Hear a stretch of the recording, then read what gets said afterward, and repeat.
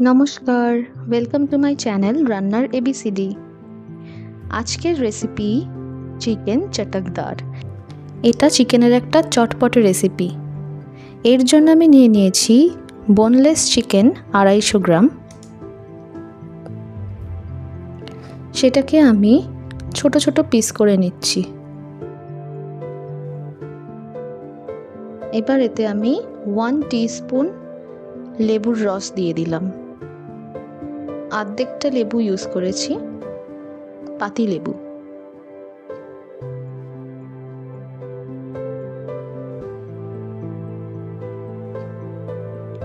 এবার দিয়ে দিচ্ছি আদা রসুন কুচি 1 টিস্পুন, নুন দিয়ে দিলাম 1 টিস্পুন, হলুদ দিয়ে দিচ্ছি হাফ টিস্পুন। এবার দিয়ে দিচ্ছি লাল লঙ্কার গুঁড়ো হাফ টিস্পুন,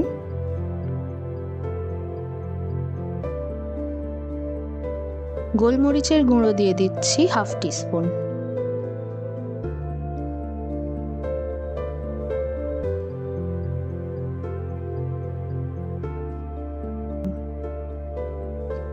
সাদা তেল 2 টিস্পুন আমি এতে দিয়ে দিলাম।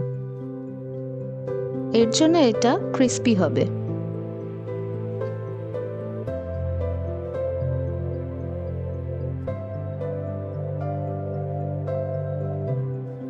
এটা ভালো করে মিক্স করে নিতে হবে যাতে মশলাগুলো ভালোভাবে সব জায়গায় ইভেনলি স্প্রেড হয়ে যায়।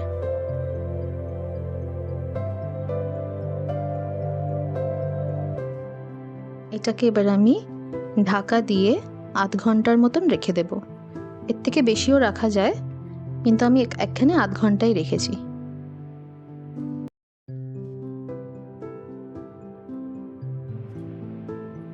আধ ঘন্টা হয়ে গেছে। এবার আমি এতে অ্যাড করে দিচ্ছি 1 table spoon cornflour. Chaat masala add করে দিচ্ছি 1 টিস্পুন।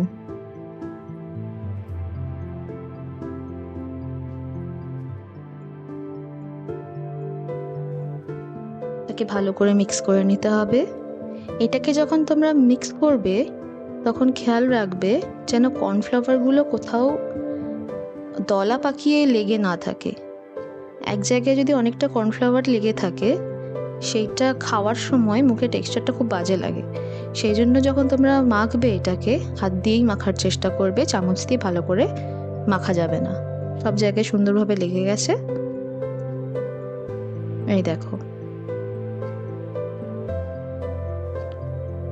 এবার এতে আমি অ্যাড করে দিচ্ছি 2 টিস্পুন ব্রেড ক্রাম্বস। এর জন্য এটা ক্রিস্পি হয়।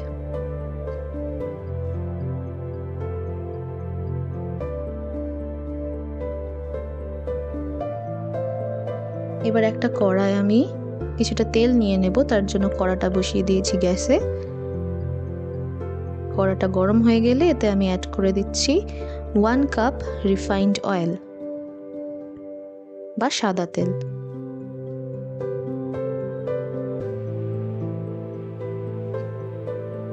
তেলটা গরম হয়ে এসছে, তেলটা গরম হয়েই গেছে। এবার আমি এক এক করে চিকেনের পিসগুলোকে এতে দিয়ে দিচ্ছি।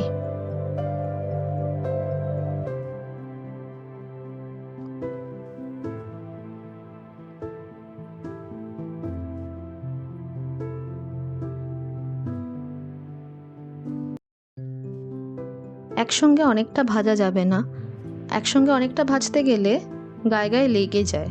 তাই জন্য কিছুটা কিছুটা গ্রুপ গ্রুপ করে তোমরা এটাকে ফ্রাই করবে। আমি এখানে কিছুটা ফ্রাই করে নিচ্ছি।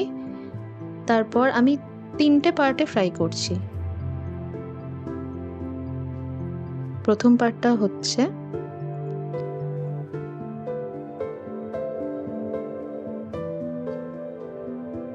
ভালো করে কিন্তু এটাকে মাঝে মাঝেই একটু নাড়াতে হবে, না হলে এটা কড়ার সঙ্গে লেগে যাবে।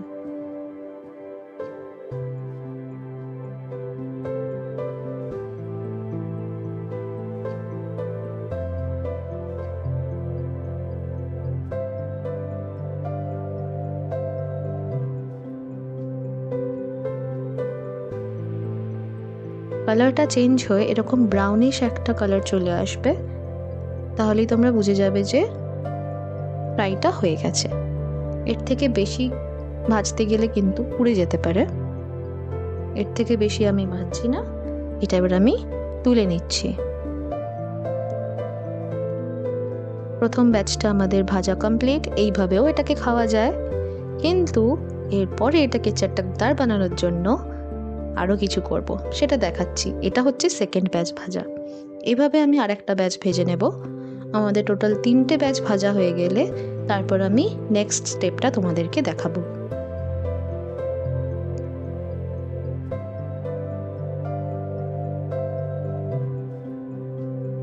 আমাদের চিকেন পকোড়াগুলো রেডি হয়ে গেছে। এবার একটা ফ্রাইং প্যান নিয়ে নিয়েছি, তাতে 1 টেবিল স্পুন সাদা তেল নিয়ে নিয়েছি। তেলটা গরম হলে আমি এতে আদা রসুন কুচি 1 টিস্পুন দিয়ে দিলাম।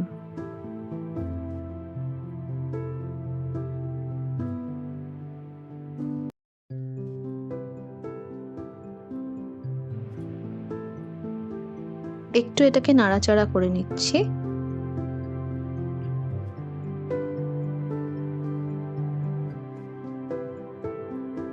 এর কালারটা হালকা গোল্ডেন কালার আসতে শুরু করেছে। এতে এবার আমি দিয়ে দিচ্ছি একটা পেঁয়াজ ডুমো ডুমো করে কাটা। মিডিয়াম সাইজের একটা পেঁয়াজ আমি এখানে ইউজ করেছি।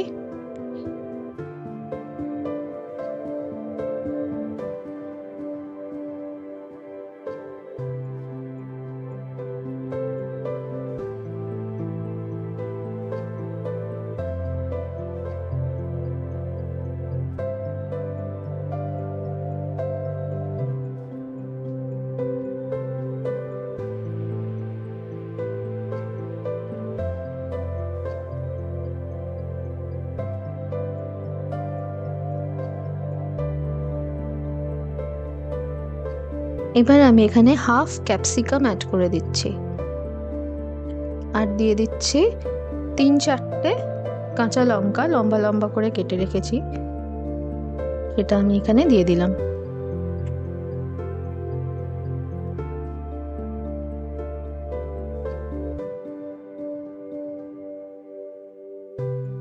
এবার আমি একটা বাটিতে 1 টিস্পুন সয়া সস নিয়ে নিয়েছি।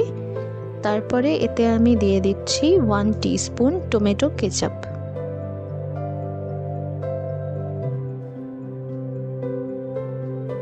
ওয়ান টেবিল স্পুনের কাছাকাছি জল নিয়ে নিয়েছি।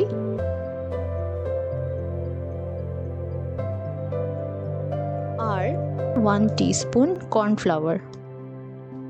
এই মিক্সচারটায় যেন কর্নফ্লাওয়ারের কোনো লাম্প না থাকে। এবার এই মিক্সচারটাকে আমি প্যানে অ্যাড করে দিচ্ছি।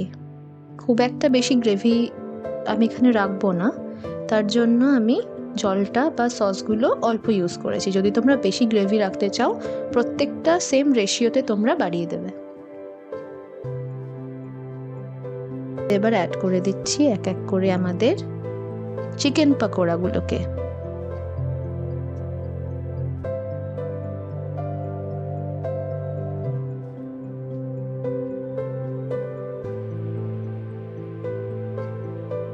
চিকেন পকোড়াগুলো দিয়ে দেওয়ার পর আমি কিন্তু এটাকে বেশিক্ষণ রাখবো না, তাহলে পকোড়াগুলো সগি হয়ে যাবে।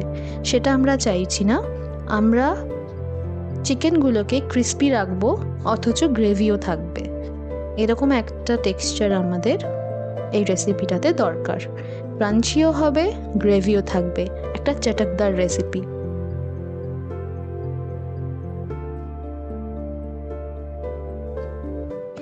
আমাদের চিকেন চটকদার রেডি।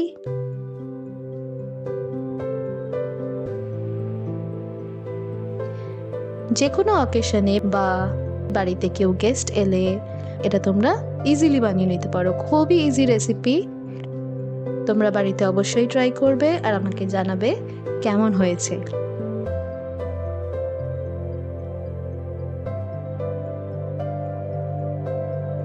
রেসিপিটা ভালো লাগলে ভিডিওটাকে অবশ্যই লাইক করবে, শেয়ার করবে আর আমাদের চ্যানেলটা সাবস্ক্রাইব করে দেবে।